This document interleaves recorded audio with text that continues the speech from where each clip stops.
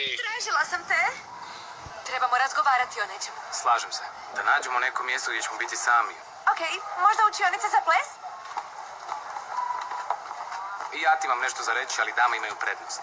Ne, ti prvi, u redu. Ne, ti prva, hajde. Htjela sam ti samo Htio sam ti reći... reći samo... Tišina. Znaš, u zadnje vrijeme se toliko svađamo. Upravo sam ti to htio reći.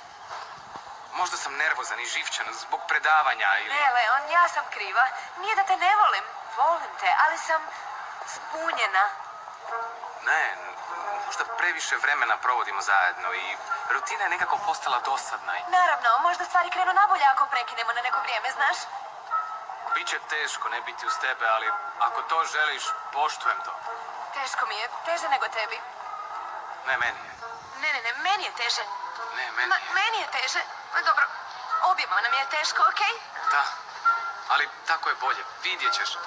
I ako si zbunjena, onda ne možemo nastaviti.